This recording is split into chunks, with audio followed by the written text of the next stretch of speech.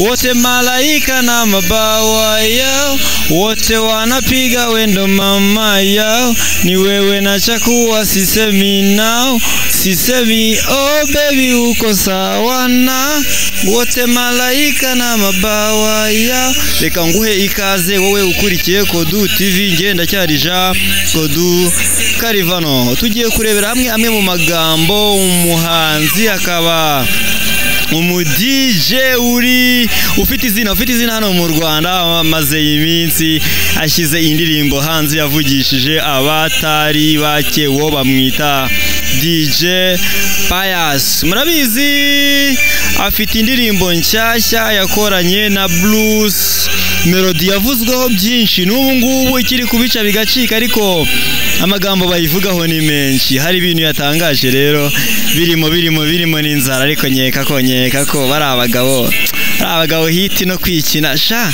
Ni tugiye kwifashisha ikiganiro yagiranye, ni ikiganiro yakoranye na Gentil Gedeon Nirenganya, hanyuma turebere hamwe ibintu yagiye atangaza, ariko bimwe ntago bisanzwe nk'umuntu basanzwe muzi.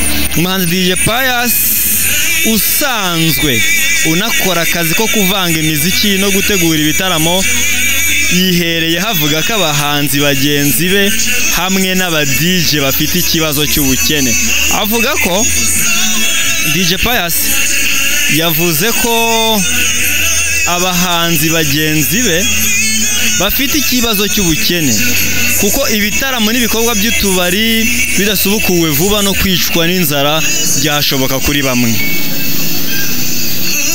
Mu kiganiro yagiranye na Keti Radio cyangwa Kigali Today, DJ Pius yavuze ko mu minsi ishize byari bikomeye ku buryo hari abahanzi babuze n'ibiribwa bakagomba kugobokwa n'abaturage. Ngiye uri kumva ni Kodu Karivano kuri Facebook, Twitter na Instagram, ni Kodu TV. Wakora subscribe uramutse wumva ntacyo bigutwaye.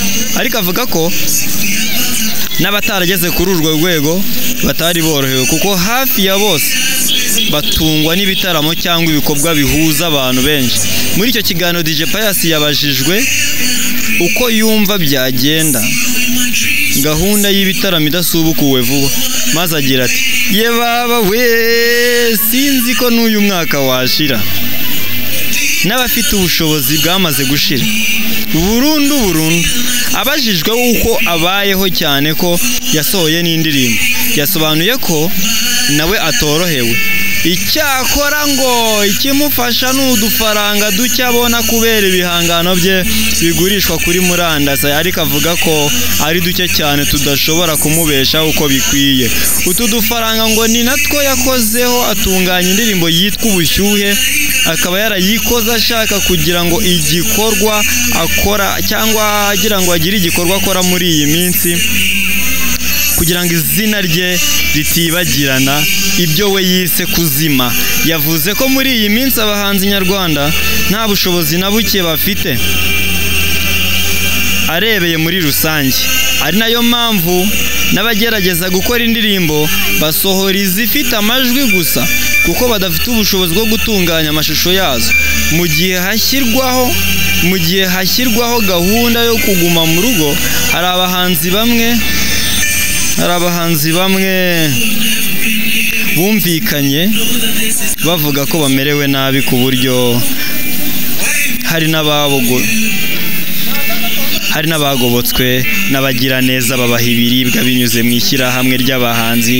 Abandi berura ko bagiye gushaka imfashanyo y'ibiribwa ku mirenge n'utugari. Nari Kodu Karivano, wakoze kuba nkurikiye, bakora subscribe ko ntacyo bitwaye. Kumuswaye na Kodu TV, injira mu muryango wacu. Asante na tubonane mu zindi nkuru z'ubutaha. Njyewe ndi Kodu Karivano, uzahora wumva iteka ninjye wazigiye.